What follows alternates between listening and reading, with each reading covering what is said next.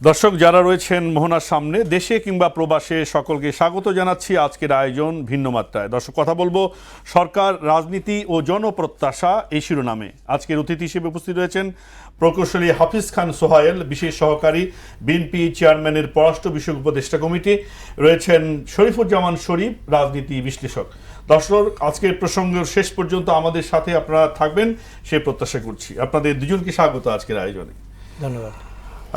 শুরু করতে চাই হাফিজ খান সোহেল, আপনাকে দিয়ে। আমরা যেমনটি দেখছি যে পররাষ্ট্র বিষয়ক উপদেষ্টা কমিটির আপনি একজন অন্যতম ব্যক্তি। আমি শুরুটা করতে চাই যে আমরা দেখছি যে গোটা বিশ্বজুড়ে একটি প্রধান খবর যে মুহূর্তে যে ইরানের উপরে মার্কিন এবং ইসরায়েলি হামলা চলছে এবং পাল্টা হামলাও চলছে। আমরা দেখলাম যে গোটা বিশ্বজুড়ে এটি নিয়ে এক ধরনের উদ্বেগ উৎকণ্ঠা ছড়িয়ে পড়েছে।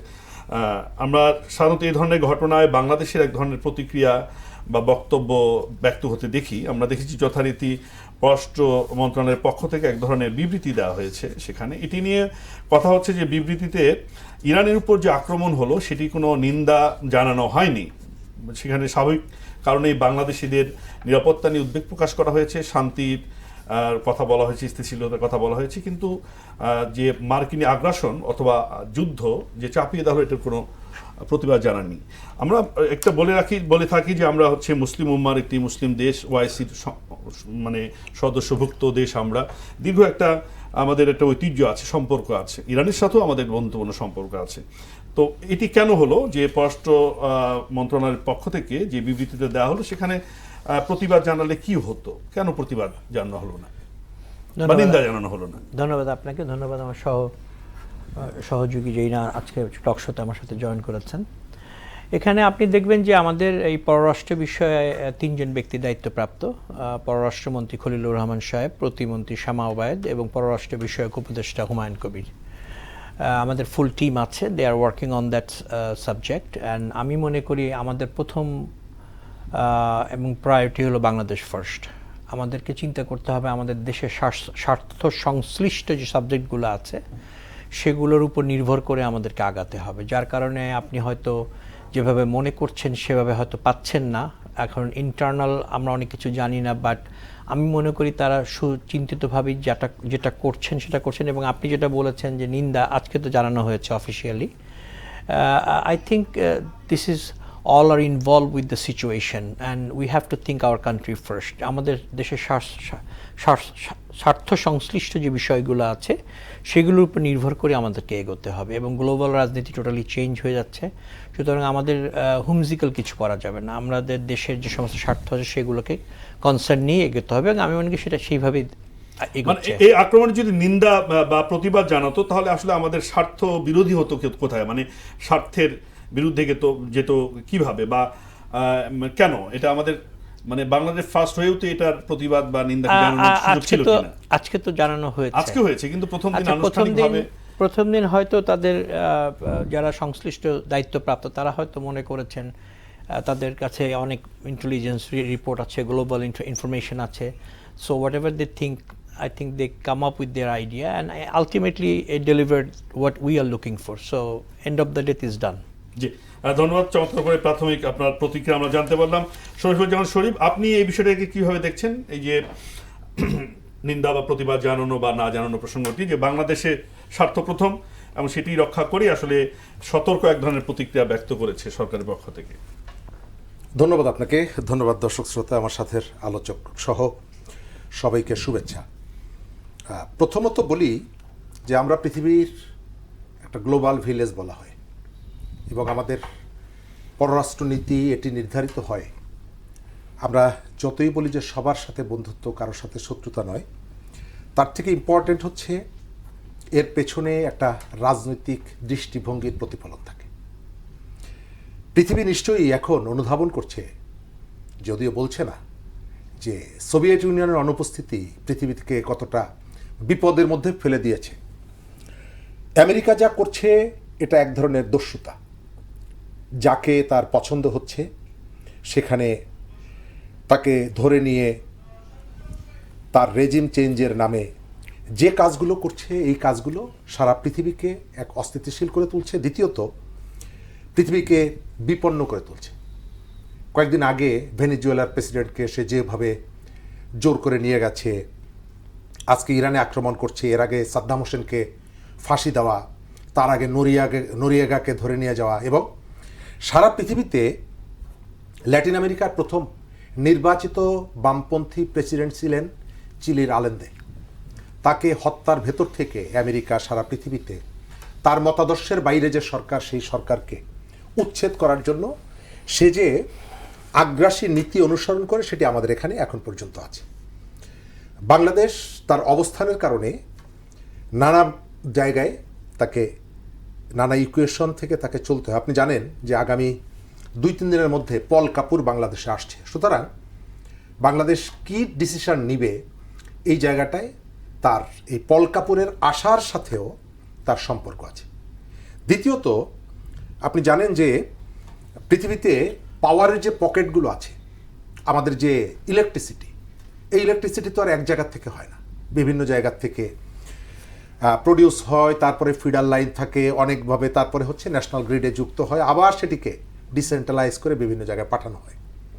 আমাদের মতো দুর্বল দেশগুলোতে এই ধরনের অনেকগুলো পকেট আছে, পাওয়ারের pocket, civil bureaucracy, military bureaucracy, media, ব্যবসায়ীরা, আমরা যাদেরকে আমাদের বন্ধু বলি, ডেভেলপমেন্ট পার্টনার বলি, তাদেরও ভূমিকা আছে। আপনি স্বীকার করি বা না করি, এটি অস্বীকার করা ঠিক হবে না যে আমাদের এখানে এখন গাছে আমি চাইলেই ফুল ফোটে না, বসন্ত এলেই ফুল ফোটে না। এখানে ইউরোপীয় ইউনিয়ন কি চাইছে তার উপরে নির্ভর করে পলাশ ফুল ফুটবে কিনা। আমাদের এখানে নদীতে বন্যা হবে কিনা এটি নির্ভর করে ইন্ডিয়ার উপরে।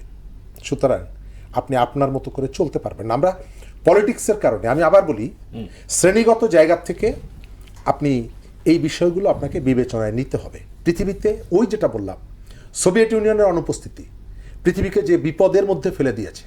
এবং এই নামটা আমি কেন বললাম, কারণ আমি একটা পলিটিক্সকে বিলং করি এবং একটা পলিটিক্স আমার কাছে স্বচ্ছ, যে এই অবস্থাটা থাকলে পৃথিবীর এই অবস্থা হতো না। বাংলাদেশের যে জায়গাটা, বাংলাদেশের অনেকগুলো আপনি সমালোচনার জায়গায় নিয়ে আসতে পারবেন। গতকালকে মিছিল হয়েছে, আপনি সরকারের স্টেটমেন্ট যেমন বলছেন, গতকালকে বাংলাদেশে প্রধান যে বিরোধী দল তারা মিছিল করেছে, কিন্তু আমেরিকার নাম তারা উচ্চারণ করেনি। অথচ এই যে আগ্রাসনের মেইন যে স্টেক হোল্ডার, মেইন যে শক্তি, সেটা হচ্ছে আমেরিকা। আমরা অনেকেই এখানে, এবং আমাদের মধ্যে স্ববিরোধিতা আছে। আপনি দেখবেন গাজার জন্য আমরা জীবন উৎসর্গ করে দিতে চাই, গাজার শিশুরা কষ্ট পাচ্ছে, রাইট? গাজায় মানবতা বিরোধী অপরাধ হচ্ছে, কিন্তু গাজায় এই যে ইসরায়েলের দস্যুতা, এই দস্যুতাকে টিকিয়ে রাখার ক্ষেত্রে সব থেকে বড় যে ভূমিকা পালন করে সে হলো আমেরিকা, আর তো কেউ না। আমেরিকা পেছনে আছে বলেই গাজায় ইসরায়েল এই ধরনের মানবতা বিরোধী অপরাধ করতে পারে। আমি গাজার পক্ষে, আমি ইসরায়েলের আগ্রাসনের বিপক্ষে, আমি গাজার শিশুদের পক্ষে, আবার বাংলাদেশের কনটেক্সটে এসে আমি আমেরিকার পক্ষে। কারণ আমেরিকার ভিসা, আমেরিকার ডলার, আমেরিকার সাথে একটা ভালো সম্পর্ক রাখতে হবে। এবং এই কাজটি করতে গিয়ে সর্বনাশ আমরা করে ফেলেছি। আমাদের যে অন্তর্বর্তীকালীন সরকার যে ক্ষতিটা আমাদেরকে করে দিয়েছে, আমি আপনার এই অনুষ্ঠান, এর বাইরে অনেক অনুষ্ঠানে বলেছি যে অন্তর্বর্তী সরকার পথে পথে কাটা বিছিয়ে গেল। কাটা বিছিয়ে গেছে, এবং সেই কাটা আসলে কিভাবে আমরা ক্ষতবিক্ষত হব সেটা নিয়ে আমরা পরে কথা বলবো। একটু এই প্রসঙ্গেই আর একটু বর্ধিত করতে চাই, সোহেল ভাই আপনার কাছে আসতে চাই, যেটি হচ্ছে যে বাংলাদেশের সাথে মুসলিম উম্মার এক ধরনের মানে সংবেদনশীলতা বা সম্পর্কের কথা আমরা দীর্ঘদিন বলে এসেছি। আমরা জানি যে বিএনপি এক ধরনের জাতীয়তাবাদী আন্দোলন মানে রাজনীতি করে, এবং মুসলিম উম্মাকে বিএনপির প্রতিষ্ঠাতা জিয়াউর রহমান দারুণভাবে মূল্য দিতেন, ওয়াইসিকে খুব গুরুত্ব দিয়েছেন। ইরানের সাথেও তার ভালো সম্পর্ক ছিল। মানে কি এমন হলো যে আসলে মার্কিনীদের নামটাও উচ্চারণ করা যাবে না সেই দলের মিছিল থেকে, অথবা মানে বিবৃতিতে, মানে এটা কি এক ধরনের আমরা সমঝোতার রাজনীতি করছি? মানে আমরা তো বলেছিলাম যে বাংলাদেশ ফার্স্ট, আমরা নতজানু পররাষ্ট্র নীতির দিকে যাব না, আমরা বিশ্বে আমাদের বন্ধু আছে কিন্তু প্রভু নেই, হ্যাঁ, যেটি আগে হয়তো হয়েছে যে বিপ্লবের পরে 24-এর যে আন্দোলন হলো, তারপরে যে নতুন বাংলাদেশের আমরা পররাষ্ট্রনীতি চেয়েছিলাম, তার সাথে কি এটা সঙ্গতিপূর্ণ হয় কিনা? আমার মনে হয় কি যে আমাদের নতুন সরকারকে একটু সময় দিতে হবে, কারণ আমরা যে অবস্থায় দেশটাকে পেয়েছি পুরো ভঙ্গুর অবস্থায়, প্রতিটা স্তরে, প্রতিটা প্রশাসনিক বলেন, অর্থনৈতিক বলেন, যে কোনো অবস্থার দিক থেকেই বলেন, একদম ধ্বংস হয়ে গেছে। সুতরাং আমরা চাইলেই অনেক কিছু বলতে পারবো না, চাইলেই অনেক কিছু করতে পারবো না। আমাদেরকে দেখতে হবে অর্থনৈতিক মুক্তি কিভাবে আসবে, আমাদের দেখতে হবে আমরা কিভাবে আইন শৃঙ্খলাকে কন্ট্রোল করব। আপনি খেয়াল করে দেখেন, ইন্ডিয়া কিন্তু ইসরায়েলের সাথে মার্চ করে, তারা অনেক কাজ করছে। ইন্ডিয়া দেখেন, ইন্ডিয়াকে প্রথমে ডোনাল্ড ট্রাম্প কত শুল্ক দিল, প্রথমে দিল 50%, 100%, কত রকম, রাইট? তারপরে দেখেন আবার নেগোশিয়েট করে সেই মোদি আবার ওখানে যে এটা কমিয়ে এনেছে। 18% সম্ভবত। হোয়াট ডাজ ইট মিন? আপনি শত্রুকেও কখনো শত্রু পার্মানেন্ট করা যাবে না, বন্ধুকেও কখনো পার্মানেন্ট বন্ধু করা যাবে না। এন্ড অফ দ্য ডেতে দেখতে হবে আমার দেশের স্বার্থ সংশ্লিষ্ট কি কি বিষয় আমরা ওই সমস্ত দেশ থেকে আদায় করতে পারি। সুতরাং আপনি যদি সেই আগের দিনের কথা চিন্তা করেন যে মার্কিনিরা এ করেছে, ও করেছে, আমরা কেন প্রতিবাদ করছি না, আপনি ইন আদার হ্যান্ড দেখেন, আমরা তো একটা ছোট্ট ক্ষুদ্র দেশ। আপনি সৌদি আরবকে দেখেন, আপনি মিডল ইস্টকে দেখেন, যাদের অনেক ফাইন্যান্সিয়াল মোটিভেশন, ফাইন্যান্সিয়াল এস্টাবলিশমেন্ট আছে, তারা কি করছে? তারা কি কোনো নিন্দা করছে? এবং তারা কি কোনো এগিয়ে আসছে? So why should we became A victimise on the situation? হ্যাঁ, ডেফিনেটলি হিউম্যান গ্রাউন্ডে এই যে আমাদের বিরোধী দল মিছিল করছে, তবে একটা জিনিস আমার কাছে খুব ফানি লাগে, দেশে এখনও 5ই আগস্টের পরে যেটা পরিবর্তন হওয়া উচিত ছিল, আমি দেখলাম যে মিছিল করছে বিরোধী দল যে মার্কিন হামলা কেন তারেক জিয়া জবাব। Does it make any sense on this situation? This is not a practical thing. আপনি প্রতিবাদ করেন, আপনি সেটা নিয়মতান্ত্রিকভাবে করেন, কিন্তু আপনাকে বুঝতে হবে আমাদের দেশের স্বার্থ সংশ্লিষ্ট আমরা কোথায় দাঁড়িয়ে আছি, হাউ উই ক্যান নেগোশিয়েট। এখনও আপনি ওই আগের দিন অনুযায়ী যদি কিছু চিন্তা, it doesn't work like that way. ভাই একটা কথা বলেছেন যে Soviet union, which is Russia, হ্যাঁ, পুরো পৃথিবীতে একটা ডিসস্টেবিলাইজড হয়ে গেছে, একতরফা হয়ে যাচ্ছে। সুতরাং আমাদের ওইভাবেই এগোতে হবে। মানে আমেরিকান হেজমনির মধ্যে আমরা পড়ে গেছি, সেটি বল না। আপনি যেটা বলছেন যে দেশের স্বার্থটাই প্রথমে আমরা দেখবো, এবং দেশের স্বার্থের কারণে আমরা হয়তো প্রাগমেটিভ একজনে সিদ্ধান্ত নিয়েছি, মানে কিন্তু দেশের স্বার্থ যদি কথা বলা হয়, আমরা তত্ত্বাবধায়ক সরকারের একেবারে শেষের দিকে অন্তর্বর্তীকালীন সরকারের যে চুক্তিটি করা হলো আমেরিকার সাথে, যার অনেকগুলো ধারা আমরা জানিনি কিন্তু এখন এক প্রকাশ পাচ্ছে, সেখানে দেখা যাচ্ছে যে অনেকেই বলছেন, যারা সিভিল সোসাইটির প্রতিনিধি মানুষ, তারা কিন্তু অর্থনীতিবিদ, তারা বলছেন যে এটি আসলে অনেকটা সার্বভৌমত্বের উপর এক ধরনের আঘাত, যেটি তত্ত্বাবধায়ক সরকার বা অন্তর্বর্তী সরকার করে গেছেন। তো বিএনপি তো দেশের স্বার্থের কথা বলছে, তো সেক্ষেত্রে এই যে চুক্তিটা, এই চুক্তিটার কোনো কি নবায়ন হবে অথবা পুনর্বিবেচনা করা হবে, নাকি এটাকে কীভাবে দেখছে, নাকি সে তার ধারাবাহিকতা বজায় রাখবে? এই প্রশ্নটিও কিন্তু সামনে এসছে। আমি মনে করি অন্তর্বর্তীকালীন সরকার যে সিদ্ধান্তটা নিয়েছে এটা তারা উচিত করেনি, কারণ এন্ড অফ দ্য অলমোস্ট শেষের দিকে এসে যেখানে ক্ষমতা পরিবর্তন হবে, নির্বাচন হচ্ছে, এই মুহূর্তে তাদের এত বড় একটা ডিসিশন নেওয়া ঠিক কাজ করেনি। নির্বাচিত সরকারের জন্য ওয়েট করা উচিত ছিল। এবং আমি মনে করি যে এই চুক্তি ডেফিনেটলি আমাদের সরকার, নির্বাচিত সরকার, গণপ্রতিনিধি সরকার এটা পর্যালোচনা করবে। এখানে দেশের স্বার্থ সংশ্লিষ্ট যদি কোনো বিষয়ে দ্বিমত থাকে, অবশ্যই আমরা এটিকে পর্যালোচনা করে রিসার্টিফিকেশন বা রিকারেকশনের সুযোগ আছে। কারণ মনে রাখতে হবে, আমরা কিন্তু জনগণের দ্বারা নির্বাচিত, আমরা কিন্তু কারো দ্বারা প্রতিনিধি না, আমরা কিন্তু we are coming from the government, মানে মানুষের ভোটে আমরা নির্বাচিত হয়েছি। সুতরাং আমাদের রাইট আছে এটা। এবং আমার বিশ্বাস আমাদের সম্মানিত মাননীয় প্রধানমন্ত্রী ওদিকে খেয়াল রাখছেন, প্রতিনিয়ত উনি বাংলাদেশের রাজনীতির ধারাটাকেই উনি চেঞ্জ করে দিয়েছেন। সুতরাং ওই গদ বাধা অনুযায়ী যে করেছেন, করতেই হবে না, এটা আমাদের যদি স্বার্থ সংশ্লিষ্ট কিছু বিরোধী, definitely will come up with discussion and make the recertification or remodification, definitely. জি, ছোট করে আসতে চাই এই বিষয়ে শরীফুজ্জামান শরীফ, আপনি কি মনে করেন যে বর্তমান সরকার আসলে এই ধরনের চুক্তিগুলো পুনর্বিবেচনা, পুনর্মূল্যায়নের পথে এগোবে? আমরা ভারতের সাথে অসম চুক্তির কথা কিন্তু বিভিন্ন সময় বলেছি, এবং এটি বড় একটা অন্যতম আওয়ামী লীগের বিরুদ্ধে বড় এক ধরনের ইস্যু ছিল। তো সেই চুক্তিগুলোও কি বর্তমান সরকার এক ধরনের পুনর্মূল্যায়নের দিকে যেতে পারে কিনা, নাকি? প্রথমত আপনাকে খেয়াল করতে হবে যে সরকারটার চরিত্র, সরকারটার কর্মসূচিটা কি। আপনি নিশ্চয়ই কিউবান সরকার যে ধরনের রিয়াকশান ব্যক্ত করবে, একই রকমের রিয়াকশান আপনি আর্জেন্টিনার সরকারের কাছ থেকে পাবেন না। শ্রীলঙ্কার যে লেফট গভর্নমেন্ট, তারা যেভাবে একটা পরিস্থিতিকে মূল্যায়ন করবে, নিশ্চয়ই মিডল ইস্টের কোনো দেশ সেভাবে মূল্যায়ন করবে না। আমাদের মুসলিম উম্মার কথা বলছেন, মুসলিম উম্মার নামে আমাদের এখানে মুখরোচক যে বক্তব্যটি আছে, এটা এখন আর এটিকে বৈধতা দেওয়ার কিছু নেই বা এটিকে ধারণ করারও কিছু নেই। কারণ মধ্যপ্রাচ্য জুড়ে আমেরিকার যে গুন্ডামি, মাস্তানি সবগুলো টিকে আছে কেবলমাত্র মধ্যপ্রাচ্যের শাসকরা এটিকে সাপোর্ট করছে সেই কারণে। তা না হলে মধ্যপ্রাচ্য যদি নিজেদের শক্তি নিয়ে দাঁড়াতো, তারা কখনোই চায়নি নিজেদেরকে আলাদা একটা শক্তি হিসাবে দাঁড় করানোর জন্য, এবং তারা আমেরিকাকে ওই জায়গাটায় সাপোর্ট দিয়েছে এবং আমেরিকা সেটিকে প্রপারলি ইউটিলাইজ করেছে। আমাদের নতুন সরকারকে আমি একমত যে তাকে একটু সময় দিতে, যেটা চাইছি সেটাই হয়ে যাবে নট দ্যাট। আমাদের এখানে যে সাংবিধানিকভাবে যে বিরোধী দলটি আছে, আপনি দেখছেন ভাই বলেছেন মিছিল করছে ইরানে হামলা কেন, তারেক জিয়া জবাব চাই, এবং তারা এই ইস্যুটাকে রাজনীতি করছে কিভাবে। তারা বলছেন যে জানাজা হওয়ার আগে গায়েবানা জানাজার কোনো সুযোগ নেই, অথচ আপনি দেখবেন ঢাকা বিশ্ববিদ্যালয় সব কয়েকটি ক্যাম্পাসে এটি কেন করা হলো এই কারণে যে এই সেন্টিমেন্টটা তারা ক্যাপিটালাইজ করতে চায়, এবং ডাকসুর নেতারা, ছাত্র শিবিরের নেতারা ম্যাক্সিমাম জায়গায় এটা লিড দিয়েছে। অর্থাৎ এটা সমালোচনা করা, প্রতিবাদ করার থেকে এই ইস্যুটাকে কতটুকু আপনি পলিটিসাইজ করতে পারেন, আপনার নিজের পুঁজি হিসাবে আপনার ব্যাগের মধ্যে নিয়ে যেতে পারেন, সেই প্রবণতা চলছে। সুতরাং এই ধরনের একটি জায়গায় অবশ্যই আমাদেরকে পদক্ষেপগুলো নিতে হবে, আপনার ইকোনমি, আপনার স্ট্যাবিলিটি সব কিছু বিবেচনা করে। তবে আপনি যেটা বলেছেন এটা যৌক্তিক। আমাদের তত্ত্বাবধায়ক সরকার, অন্তর্বর্তী সরকার শেষকালে যে কাজগুলো করেছে, তাদের প্রচুর কাজ আছে যেগুলো নিয়ে সমালোচনা করা যায়। কোনো কাজ শুধু সমালোচনার না, শাস্তিযোগ্য অপরাধ, এটিও আমার কাছে মনে হয়।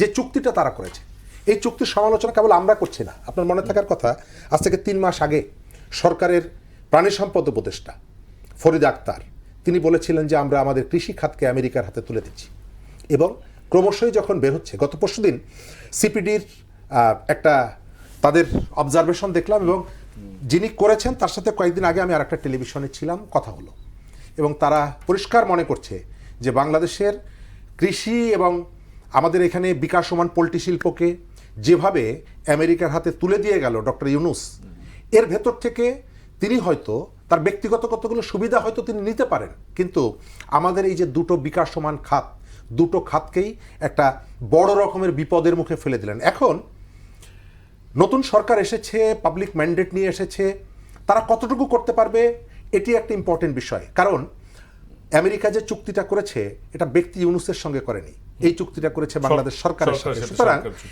অতীতের সরকারের যে রেসপন্সিবিলিটি তাকে কিন্তু বহন করতে হবে। সুতরাং আমরা যদি বলি যে এটি এখান থেকে আমরা বেরিয়ে যাব না, এবং সরকার যে কাজগুলো করেছে, আমি আপনাকে মনে করি এও তো হয়, মানে পুনর্মূল্যায়ন তো হয় বা চুক্তি নেগোসিয়েশন হতে পারে, এখন সেটি হতে পারে। কিন্তু আপনি খেয়াল করবেন, নতুন সরকার দায়িত্ব নেওয়ার পর প্রধানমন্ত্রীকে যখন বিশ্বের নেতারা যখন তাকে কনগ্রাচুলেট করে, তাদের ভাষাটা দেখবেন, এবং ডোনাল্ড ট্রাম্প যে চিঠিটা দেয় তাকে অভিনন্দন জানিয়ে, তার ভাষাটা নিশ্চয়ই আপনার মনে আছে। তিনি সেখানে সামরিক চুক্তি করার জন্য উদ্বুদ্ধ করছেন, এবং সামরিক চুক্তি করলে আমাদের কি কি উপকার হবে সেটি বলছেন, আমাদের কৃষক কিভাবে লাভবান হবে সেটি বলছেন। কিন্তু এটা ইতোমধ্যেই বিভিন্ন জায়গা থেকে বেরিয়েছে যে ডক্টর ইউনূস এবং তার কতজন সাঙ্গপাঙ্গ বাংলাদেশের কৃষি, বাংলাদেশের ইকোনমি এবং অনেকগুলো জায়গায় যে বার্গেনিং ক্যাপাসিটিটা আমাদের ছিল এবং যে রাইটসটা আমার ছিল বার্গেনিং করা, সেই জায়গাটা তিনি একেবারে নতমস্তকে আমেরিকার হাতে তুলে দিয়ে গেছেন। এর জন্য কখনো না কখনো তাকে আসামির কাঠগড়ায় দাঁড় হতেই হবে। জি শরীফ, আপনি চমৎকার বলেছেন, কিন্তু এই প্রসঙ্গ ধরে আমি একটা সর্বশেষ প্রশ্ন করতে চাই এই বিষয়ে, যে একটু খোলামেলাই প্রশ্ন করছি আপনাকে, কিছু মনে করবেন না, যে বর্তমান সরকারের যে পররাষ্ট্রমন্ত্রী যাকে দায়িত্ব দেওয়া হলো, তিনি ইউনূস সরকারের দায়িত্ব ছিলেন, উপদেষ্টা বড় একটা দায়িত্ব ছিলেন, এবং তিনি আমেরিকান লবিড এক ধরনের মেনটেন করেছেন বলে বলা হচ্ছে। মানে তাকে রেখে দেওয়ার উদ্দেশ্য কি, যে আসলে আমেরিকার সাথে এক ধরনের সম্পর্ক তৈরি করা, মানে এটি আসলে একভাবে বাংলাদেশের রাজনীতিতে আমেরিকা জয়যুক্ত হয়েছে। হ্যাঁ, মানে বাংলাদেশ যতটা না জয়যুক্ত হয়েছে, আমেরিকা জয়যুক্ত হয়েছে, অনেকে বলছেন এটা। তো এটি আসলে তো যদি হতে থাকে, তাহলে আসলে আমাদের দেশের স্বার্থ, বাংলাদেশ ফার্স্ট, এটা কতটা মানে রক্ষা পাবে বা সুরক্ষা পাবে বলে মনে করেন? এর পারসেপশনটার কথা আপনি বলছি। যেভাবে দেখছেন আমি ওইভাবে দেখছি না। আমি দেখছি যে বাংলাদেশের মানুষ বিএনপিকে 2/3 মেজরিটি দিয়েছে, বাংলাদেশের মানুষের সেবা করার সুযোগ দিয়েছে, এবং আমাদের নির্দিষ্ট মাননীয় প্রধানমন্ত্রী তারেক রহমান সাহেবের এখতিয়ার অনুযায়ী উনি মন্ত্রিপরিষদ গঠন করেছেন। উনি যাকে ভালো মনে করেছেন, উনি ওনার প্রশাসন চালানোর জন্য উনি যেটা মনে করেছেন উনি সেটা করেছেন, এবং আমি মনে করি ওনার ডিজায়ারমেন্ট, হি ক্যান ডু দ্যাট।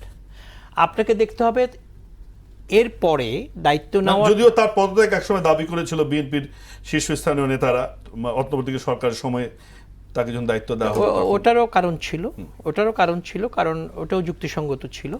কিন্তু আপনাকে দেখতে হবে যে বর্তমান সিচুয়েশন অনুযায়ী যখন একটা নির্বাচিত সরকার কোনো পদক্ষেপ নেয়, আমাদেরকে ওই সরকারের এই পদক্ষেপের উপর আস্থা থাকতে হবে ফর দ্য টাইম বিং। আপনাকে দেখতে হবে এখন থেকে উনি পররাষ্ট্রমন্ত্রী, উনি কিভাবে কাজ করছেন, দেশের পরিপন্থী না বিপক্ষে, বা ওনার অ্যাক্টিভিটিসগুলো কি হচ্ছে সেটা আমাদের পর্যালোচনা করতে হবে। উনি কি ছিলেন না ছিলেন সেটা পাস্ট। এখন নির্বাচিত হওয়ার পর আমি মনে করি এটা আমাদের মাননীয় প্রধানমন্ত্রীর এখতিয়ার, উনি কাকে কি দায়িত্ব দিবেন এটা উনার ডিজায়ারমেন্ট, মানুষ ওনাকে সেই সুযোগ দিয়েছে। সুতরাং আমাদের এখন দেখা সময় ছাড়া আমরা এটা বলতে পারবো না, আমাদের একটু সময় দিতে হবে। আমার বিশ্বাস আপনারা অনেক প্রশ্নের উত্তর পেয়ে যাবেন উইদিন 3 to 6 months। জি, সময়টা খুব গুরুত্বপূর্ণ বিষয়, সময় অনেক কিছু সমাধান করে দেয়। যে আমরা এই প্রসঙ্গ মনে হয় এখানেই আমরা শেষ করতে পারি, একটু অন্য প্রসঙ্গ আসতে পারি, যে অর্থনৈতিক প্রসঙ্গ দেশের অর্থনীতির চ্যালেঞ্জটি হচ্ছে বড় চ্যালেঞ্জ। দীর্ঘ সময় অর্থনীতি, ব্যবসা বাণিজ্য স্থবির হয়ে পড়ে আছে, তার আগেও তো নানা রকম বিশৃঙ্খলতা ছিল। তো এই জায়গাটা কিভাবে বিএনপি উত্তরণ করবে? আমাদের যে বিশালটা ঋণের ভার বাংলাদেশের সরকারের উপরে আছে, তাই না? তো মানে এই ক্ষেত্রে সরকারের পরিকল্পনাটা কি, মানে কোন কোন জায়গাগুলোতে বেশি গুরুত্ব দিবে সরকার বলে আমার মনে হয় আপনি আমাদের মাননীয় প্রধানমন্ত্রী যখন দেশে আসছেন উনি প্রথম বক্তব্যে একটা কথা বলেছিলেন, আই হ্যাভ এ প্ল্যান। আমার বিশ্বাস ওনার আমাদের যে টিম কাজ করছে বিভিন্ন ক্ষেত্রে, এবং আমরা জনগণের দ্বারা সেবক নির্বাচিত হওয়ার পরে আমাদের সম্মানিত প্রধানমন্ত্রী উনি যাকে যেখানে প্রয়োজন মনে করেছেন দায়িত্ব দিয়েছেন। এখন আমাদের ওয়েট করতে হবে তাদের মানে পলিসি মেকিং অ্যান্ড এক্সিকিউশন, তারপরে আমরা এই সম্পর্কে আলোচনা করতে। আমার বিশ্বাস ডেফিনেটলি উনি ওগুলো মাথায় চিন্তা নিয়ে এগোচ্ছেন এবং দেশের ভালোর জন্যই সব কিছু করার চেষ্টা করছেন। এখানে আমি নেগেটিভ কিছু দেখছি না। আমার বিশ্বাস everything will be going smoothly and finely. মানে প্রায়োরিটি পেতে পারে কোন ধরনের বিষয়গুলো অর্থনীতি পুনর্গঠনের বা অর্থনীতির সংস্কারের ক্ষেত্রে? অবশ্যই আমাদের এই যে ব্যাংক থেকে টাকা চুরি হয়েছে, এই টাকাগুলো ফেরত কিভাবে আনা যায়, যে টাকাটা পাচার হয়েছে, এটা অবশ্যই প্রায়োরিটির মধ্যে থাকবে এবং আমার বিশ্বাস এটা আছে, এবং ওটা একটা বিরাট সাবজেক্ট ম্যাটার। যেমন আপনি জানেন কি না জানি না, এই কয়েকদিন আগে 4-5 দিন আগে লন্ডনে সাবেক ভূমিমন্ত্রীর 539টা বাড়ি বাজেয়াপ্ত হয়েছে। এটা গত সরকারের লবিংয়ের মাধ্যমেই, প্রসেসের মাধ্যমেই রেজাল্ট এসছে। তো আমরা তো একদিনে কোনো কিছু পাবো না, আমাদের সময় বাজেয়াপ্ত হয়ে সেটি কি আসলে সরকারের খাতে এসেছে বা সরকারের নিয়ন্ত্রণে, বা তার যে মূল্য সেটি সরকার পাবে, নাকি সেটি ওই সরকার? এখন ওনার আমাদের বিগত সরকার কিভাবে লবিং করেছে, কিভাবে করছে, এটা তো আর একদিনে হয়নি। তো আমার বিশ্বাস যদি এটা বাংলাদেশের টাকায় হয়ে থাকে অবশ্যই বাংলাদেশ ফেরত পাওয়া উচিত। জি, ঠিক আছে, আরো কতগুলো প্রসঙ্গ আছে আমরা আলোচনা করবো। শরীফজামান শরীফ, এ বিষয়ে আপনি কি মনে করেন যে অর্থনীতি যে পুনর্গঠন বা অর্থনৈতিক যে পরিকল্পনা সরকারের, সেটি কতটা সফল হবে বা চ্যালেঞ্জগুলো কি আছে সরকারের সামনে? ধন্যবাদ। সরকারের প্রত্যেকটা সেক্টরে চ্যালেঞ্জ আছে, আইন শৃঙ্খলার জায়গায় বলেন চ্যালেঞ্জ আছে। ঠিক আজকে কোথায় যেন আমি দেখেছি, নিউজটা আমার এই মুহূর্তে মনে পড়ছে না, তবে জুলাইয়ে যে অস্ত্র লুণ্ঠিত হয়েছিল সেই অস্ত্র ব্যবহার করে কোনো একটি জায়গায় কাউকে গুলি করা হয়েছে জুলাইয়ের অস্ত্র দিয়ে। আমি চ্যানেল আইতে নিউজটা দেখলাম। তার চিটাগং মেবি এক ব্যবসায়ীর বাড়িতে। তার অর্থ হলো যে সেই অস্ত্রটা কিন্তু অপরাধমূলক কাজে ব্যবহৃত হবে। এই লুণ্ঠিত অস্ত্র আগের সরকার, অন্তর্বর্তী সরকার, তারা উদ্ধার করার জন্য কোনো আগ্রহই দেখায়নি, বরং না অপারেশন চালিয়েছিল, অপারেশন ডেভিল হান্ট আমরা দেখেছি। তাদের যে অভিযানগুলো দেখেছি, তাদের অভিযানগুলো অবৈধ অস্ত্র উদ্ধার জন্য না, তাদের মানে অপারেশনগুলোর উদ্দেশ্য ছিল আওয়ামী লীগকে শোনামাত্র তাকে জেলে ঢোকাও, আওয়ামী লীগের অপরাধী এবং নিরপরাধ, আর যে কারণে সে সফল হয়নি এবং প্রতিহিংসার জায়গা থেকে। আপনি পৃথিবীর কোথাও শুনেছেন যেখানে একজন স্বরাষ্ট্রমন্ত্রী বলে যে আগে ধরে নিয়ে আসো তারপরে মামলায় দাও, অর্থাৎ নিরপরাধ মানুষকে ধরে নিয়ে এসে তাকে মামলায় ঢুকানোর জন্য দেশের স্বরাষ্ট্রমন্ত্রী বলছেন। এই প্রত্যেকটা লোকের এই মানবতা বিরোধী অপরাধ কর্মকাণ্ডের জন্য আজ হোক কাল হোক শাস্তির মুখোমুখি হতে হবে, কারণ তারা যে ধরনের আমাদের এনভায়রনমেন্টটা তাদের উপহার দেওয়ার কথা ছিল, যে রাজনীতিটা তাদের উপহার দেওয়ার কথা ছিল, সেগুলো তারা করেননি।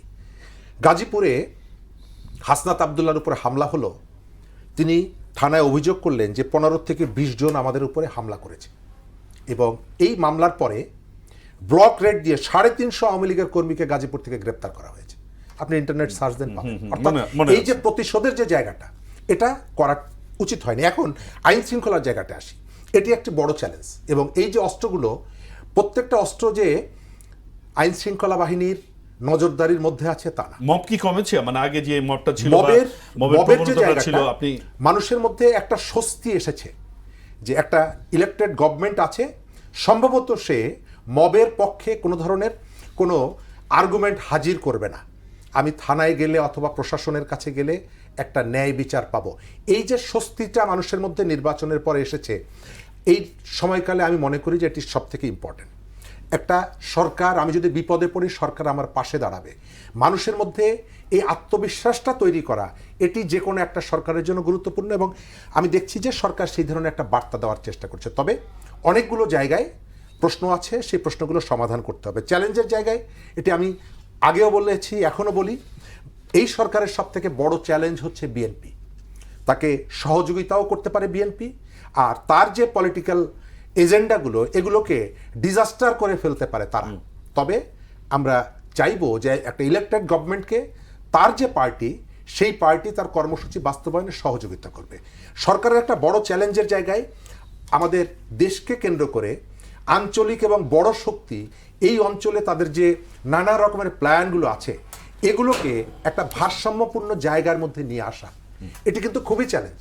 কারণ এক পক্ষের সঙ্গে আর এক পক্ষের তাদের ইন্টারেস্টের জায়গাগুলো, মানে আপনি কি চীন ভার্সেস ইন্ডিয়া অথবা এই যে আমেরিকার মধ্যে যে ব্যালেন্সটার কথা বলছেন, এটি ইম্পর্টেন্ট। আরেকটা জায়গায় আমাদের জুলাই অভ্যুত্থানটা কেন হয়েছিল? জুলাই বিক্রি করার জন্য হয়নি, জুলাইকে বিক্রি করা হয়েছে। কিছু ছাত্রনেতা, সমন্বয়ক, তারা জুলাইকে বিক্রি করেছে। ডক্টর ইউনূস তার গ্রামীণ ব্যাংকের কর্মচারীকে এনে মন্ত্রী বানিয়েছেন, তারা জুলাইকে এনজয় করেছে। কিন্তু জুলাইয়ের যে স্পিরিটটা যদি আপনি বলেন, সেটা হলো বৈষম্যের বিরুদ্ধে। জুলাই কিন্তু মানুষকে রাস্তায় ডেকেছিল। আপনার স্লোগানটার কথা মনে আছে, ব্যানারটার কথা মনে আছে, বৈষম্য বিরোধী শিক্ষার্থী আন্দোলন। সেই বৈষম্যটা এখন আছে আমাদের সমাজের মধ্যে। আপনি এই বৈষম্যটা দেখবেন। এই যে ইফতার হচ্ছে রোজার সময়, সব থেকে বড় ধর্মীয় স্যাক্রিফাইসের যে জায়গাটা, এখানে আপনি বৈষম্য দেখবেন। শহরের এক অঞ্চলের থেকে আর এক অঞ্চলের মানুষের বৈষম্য, গ্রামের থেকে শহরের মানুষের বৈষম্য, এই প্রতিষ্ঠান থেকে সেই প্রতিষ্ঠানের বৈষম্য। সরকারকে এই বৈষম্যের বিরুদ্ধে, সেটি অর্থনৈতিক বৈষম্য বলেন, সেটি জাতিগত বৈষম্য বলেন, এই জায়গাটা সরকারকে একটা সমন্বয়ের মধ্যে সরকারকে অবশ্যই আনার চেষ্টা করতে হবে। তবে আমি আবার বলি যে নতুন যাত্রা শুরু করেছে, কতগুলো তারা মেসেজ দেওয়ার চেষ্টা করছে, এই মেসেজগুলো দিতে গিয়ে চ্যালেঞ্জের মুখে পড়ছে। তাদের দলের অনেক কর্মীদেরকে কন্ট্রোল করতে পারছে না, তারপরেও তারা এগিয়ে যাক, সফল হোক, এটি প্রত্যাশা। হ্যাঁ, শরীফ বলেছেন আপনি, কিন্তু কতগুলো বিষয় একটু আসতে চাই। যে শরীফ যেটা উত্থাপন করলেন যে অনেক সময় সরকার এবং দল দুটো আসলে আলাদা সত্তা, কিন্তু আমরা একসাথে মিলিয়ে ফেলি। যেটি বারবার বলা হচ্ছে যে দলের কারণে সরকার অজনপ্রিয় হয়ে যায় বা ব্যর্থ হয়ে যায়, অতীতে যেটা দেখা গেছে। তো এই যে দলের পর্যায়ে যে বিএনপির মধ্যে যে চাঁদাবাজি, টেন্ডারবাজি, দখলদারিত্বর যে প্রসঙ্গ আছে, এবং এই বিশাল তৃণমূল পর্যায়ের মানুষরা যে জড়িত আছে, এটাকে কিভাবে সরকার নিয়ন্ত্রণ করবে বলে মনে করেন? কেবলমাত্র বিবৃতি বা কিছু নেতা কর্মীদের অপরাধের সাথে যুক্ত আছে তাদেরকে গ্রেপ্তার অথবা দল থেকে বহিষ্কার করার মধ্য দিয়ে কি সেটা নিয়ন্ত্রণ করা যাবে? মানে চ্যালেঞ্জটা কত গভীর? আপনার প্রশ্নের উত্তরটা খুব সহজ নয়। আমাদের দেশের অবকাঠামো অনুযায়ী পলিটিক্যাল স্ট্রাকচার যেটা এস্টাবলিশমেন্ট পেয়েছে গত 17 ইয়ার্স ইজ ভেরি ডেঞ্জারাস। প্রতিটা রন্ধে রন্ধে আমাদের দুর্নীতি, প্রতিটা রন্ধে রন্ধে আমাদের গিভ অ্যান্ড টেক, বা বিশেষ করে কর্মসংস্থান, যারা ইয়াং জেনারেশন আছে শিক্ষিত, তাদের কাজের ব্যবস্থা নেই। সুতরাং আপনাদের মূল জায়গায় দেখতে হবে। প্রথমত আমি মনে করি এই সরকারের প্রথম কাজ যেটা, আইন শৃঙ্খলা পরিস্থিতিকে কঠোরভাবে নিয়ন্ত্রণ করা। আইনশৃঙ্খলার সাথে তো চাঁদাবাজি বা এই হ্যাঁ, ধরনের তো ওটা তো- বিষয়টা যুক্ত, যেমন যে আজকে বললেন যে জুলাইয়ের যে লুণ্ঠিত অস্ত্র দিয়ে আজকে এক ধরনের ঘটনা ঘটেছে, তো এই যে জুলাইয়ের যে হাজার শত শত অস্ত্র সেটি কিন্তু এখনো মানে উদ্ধার করা যায়নি। আমি মনে করি এটার ব্যাপারে যেটা আমি টিভিতে দেখেছি, এটা অত্যন্ত জঘন্য একটা কাজ। এখানে যারা দায়িত্বে আছেন, বিশেষ করে চট্টগ্রামের রেঞ্জের যারা দায়িত্বে আছেন, তাদের উচিত হবে এটাকে জরুরি ভিত্তিতে দায়িত্ব নিয়ে কাজ করে এটার প্রতিকার ব্যবস্থা করা, এদেরকে আইনের আওতায় আনা, সে যে দলেরই হোক না কেন। এবং এই ব্যাপারে আমাদের মাননীয় চেয়ারম্যান কাম প্রধানমন্ত্রী, ওনার জিরো টলারেন্স, এবং আমাদের মাননীয় হোম মিনিস্টার সালাউদ্দিন ভাই, উনি তো বলেই দিয়েছেন নো মোর মব। এবং আমার বিশ্বাস ইট উইল বি, তবে হ্যাঁ, আপনি যেটা আশা করছেন within day it will be change, no, এটা সময় লাগবে, আমরা দেখতে পাচ্ছি। সময় বলতে কতদিন? এটি তো সময়ের এটা কথা। আপনি ধরেন যে মনে করেন আপনি 3 থেকে 6 মাস সময় দেন, তারপরে যদি না হয় তখন আমরা সমালোচনা করতে পারবো। বাট একটা সরকার পুরা ভঙ্গুর অবস্থার থেকে দায়িত্ব নিয়েছে। আপনি তো উনি বললেনই যে আগের স্বরাষ্ট্রমন্ত্রী যে সমস্ত কথা বলেছেন, যেগুলো কোন পর্যায়েই পড়ে নিশ্চয়ই না। মনে আছে যে অন্তর্বর্তীকালীন সরকারের প্রধান তিনিও কিন্তু সময় সিক করেছিলেন, আপিল করেছেন আমাদের সময় দেওয়া, আমরা সব ঠিক করে দিব। কিন্তু আমরা দেখেছি যে 18 মাসেও কিন্তু পরিস্থিতি আরো গুরুতর গেছে। এখানে ফলে সময় হলে কি সবটাই সমাধান সম্ভব? না, আপনাকে দেখতে হবে যে হাউ দ্য গভর্নমেন্ট এক্সিকিউট। আমাদের মাননীয় প্রধানমন্ত্রী যেভাবে এক্সিকিউট করছেন, যেমন আজকে উনি সকাল 9:35 সচিবালয়ে অফিস করছেন, এবং সমস্ত মন্ত্রণালয় উনি অবজার্ভ করছেন। দৃষ্টান্তমূলক ব্যাপার সেটি, অনেক হ্যাঁ। কিছু আছে যেগুলো আপনাকে দেখতে হবে যে সরকারে যখন থাকেন, সরকারের প্রধান কর্তা ব্যক্তি চাল চলন, way of expression, way of movement, অনেক কিছু কিন্তু বার্তা দেয়। এবং আমার বিশ্বাস আপনি খুব দ্রুতই যেমন আপনি দেখেন, গতকালকে আমি দেখলাম ওনার একটা স্পেশাল টিমে যে ওনার নির্বাচন এরিয়ায় যে বস্তিগুলো আছে তাদের কাছে যে তাদের সমস্যা সমাধানের জন্য বিভিন্ন পদক্ষেপ নিচ্ছে। তো মানুষ তো সেটাই চায়। কিন্তু ভাই, আমরা বলে থাকি যে সিস্টেম যদি করাপ্টেড হয়ে যায়, তাহলে ব্যক্তি যিনি যতই শক্তিশালী হোক না কেন, যতই তিনি দেশপ্রেমিক হোক না কেন, সেটি পাল্টানো খুব বেশি সম্ভব না, বেশি দূর যাওয়া যায় না। তো আপনাদের দুজনের কথা সেটাই বলা হচ্ছে যে আমাদের সিস্টেমটাই তো এক ধরনের, আপনি নিজেও বললেন যে করাপ্টেড এক ধরনের অবস্থা, একেবারেই রন্ধ্রে রন্ধ্রে। তাহলে এই যে যেখানে সর্বাঙ্গে আমাদের ব্যথা, ওষুধ আপনি কোথায় প্রয়োগ করবেন? মানে পদ্ধতিটা কি হতে পারে? দেখতে হবে মাথা থেকে। যেমন বিগত সরকারের প্রধানমন্ত্রী স্বৈরাচার হাসিনা যখন বলে তার পিওনের 400 কোটি টাকা আছে, proudly spoken, what does it means? তোমার পিওনের যদি এত টাকা চুরি করে দেয়, তোমার উপরের লেভেল কি করছে? কিন্তু আমাদের মাননীয় প্রধানমন্ত্রীকে দেখতে হবে উনি এটা প্রশ্রয় দিচ্ছেন কিনা। এবং প্রথম উনি যদি স্ট্রিক্ট হন, আমার বিশ্বাস সেগুলো আস্তে আস্তে হবে। যেমন আপনি দেখতে পাবেন গত কয়েকদিনে আমাদের প্রায় 11 সচিবের চুক্তিভিত্তিক নিয়োগ বাতিল হয়েছে, 5 জন ডিসি প্রত্যাহার হচ্ছে, এবং আমরা দ্রুতই যতখানি সম্ভব আমরা চেষ্টা করছি। এটা আপনি কাজের প্রতিটা স্টেপে দেখতে পাবেন। সুতরাং we are working on it. এখন আমরা চাবো যে দেশের বিরোধী দল সরকারি দল মিলে মিশে কাজ করুক, সমালোচনার জায়গায় সমালোচনা করুক, কিন্তু গঠনমূলক সমালোচনা করুক, কিন্তু সরকারকে সহযোগিতা করুক। এবং I mean positive, definitely it will be better in near future. ধন্যবাদ। ছোট করে আসতে চাই শরীফুজ্জামান শরীফ, যে সরকারের সামনে রাজনৈতিক চ্যালেঞ্জটা কি হতে পারে? দুটো দিক, একটা হচ্ছে যে সরকারের বিরোধী দলে যারা থাকে তারা সবসময় সরকারেরকে মানে জনগণের কাছে খারাপ অথবা অসমাদৃত করবার একটা চেষ্টা করে, এটা রাজনীতিতে করে, বা তারা কত ইস্যু নিয়েও আন্দোলন করে।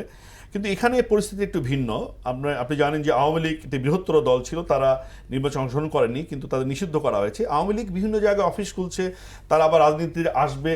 এইটা কতটা চ্যালেঞ্জ তৈরি করবে সরকারের সামনে, বা সরকার এটাকে কিভাবে মানে মিনিমাইজ করবে বলে আপনি মনে করেন? মানে কিভাবে এই সংকটটা সমাধান করবে? ধন্যবাদ। তার আগে বলি যে সরকারের কতগুলো ইনিশিয়েটিভ যদি আপনি খেয়াল করেন, কৃষি ঋণ, বিপুল সংখ্যক কৃষককে কিন্তু তার যে নির্বাচনী প্রতিশ্রুতি সেটি সেই অনুযায়ী কৃষি ঋণ মওকুফ করেছে 1 সপ্তাহের মধ্যে।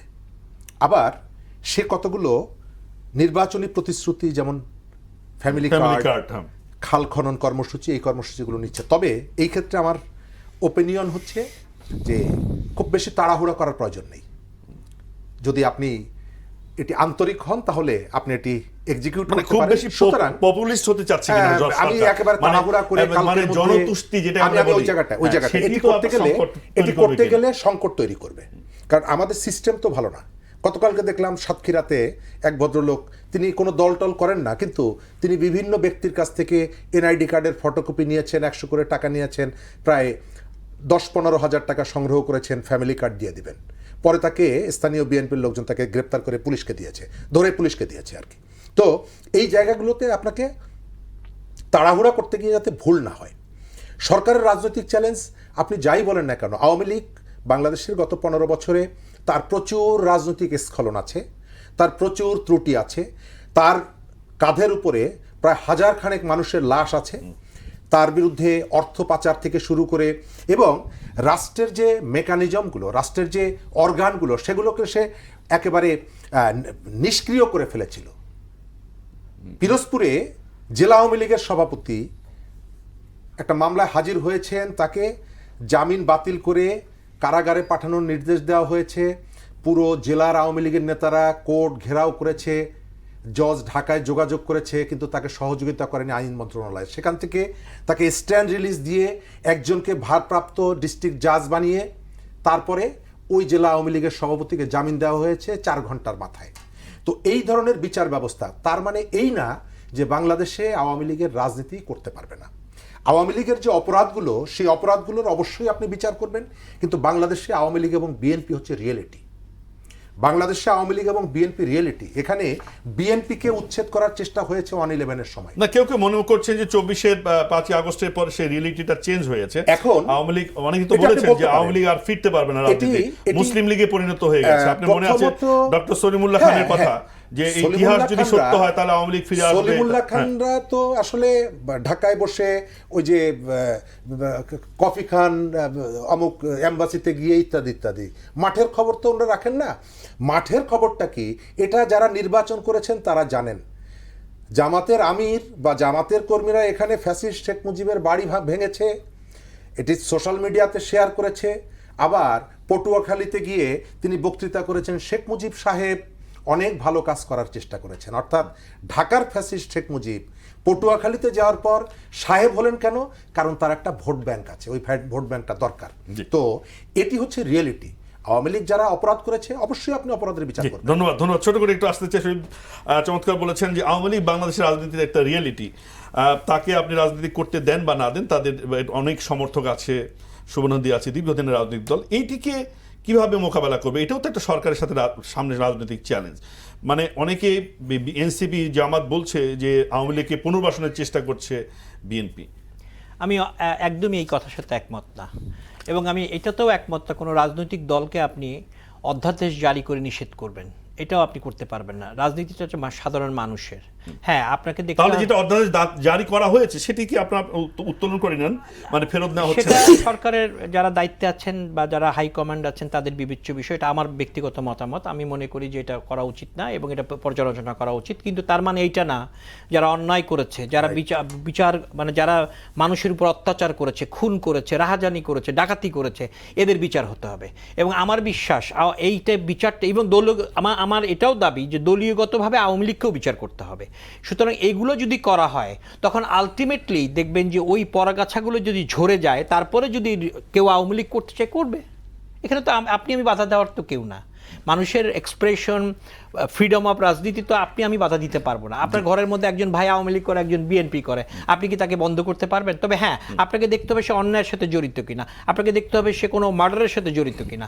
আমাদের বিচার ব্যবস্থাকে যদি সঠিকভাবে এক্সপ্লয়েট করা হয়, তারপরে যদি কেউ আসে দে ক্যান ডু দ্যাট। কিন্তু এখানে অনেক অমীমাংসিত প্রশ্ন আছে। বাংলাদেশে আইরনি এই যে আপনার গণহত্যার বিচার 71-এ যারা যে সংগঠন রাজনৈতিক দল ছিল তারাও কিন্তু এখন রাজনীতি করছে। আওয়ামী লীগকেও আপনি যেভাবে অভিযুক্ত করতে পারেন, কিন্তু মানে সেখানে আসলে মানে এক ধরনের বৈপরীত্য তৈরি হয় কিনা, মানে আলোচনাটা হয়তো আমাদের সময় শেষ, খুব বেশি সুযোগ নেই। এটা হচ্ছে যে প্রেক্ষাপটের ভিন্নতা আছে। আমরা 71-এর যে গণহত্যার তার বিচারেরও বিপক্ষে নই, এটিও কন্টিনিউ হোক, এটি যেমন চাই। জুলাইয়ের যে হত্যাকাণ্ড, এটিকেও কোনোভাবে সময়, তাদের যে প্রয়োজনীয়তা, তাদের জনপ্রিয়তা, এগুলো বলে এটাও কোনোভাবে অস্বীকার করা যাবে না। অবশ্যই যারা অপরাধ করেছে বিচারের মুখোমুখি তাদের হতেই হবে, কিন্তু তাদের রাজনীতিকে আপনি অধ্যাদেশ দিয়ে, পুলিশ দিয়ে নিশ্চিহ্ন করতে পারবেন। অসংখ্য ধন্যবাদ শরীফুজ্জামান শরীফ আপনাকে। প্রকৌশলী হাফিজ খান সোহাইল, আপনাকে ধন্যবাদ, প্রথমবারের মতো এসেছেন। আবারও দেখা হবে নিশ্চয়ই। ভালো থাকবেন। দর্শক যারা ছিলেন, শুনেছেন বা যারা দেখবেন, সকলকে ধন্যবাদ জানিয়ে শেষ করছি। সকলে ভালো থাকুন। শুভরাত্রি।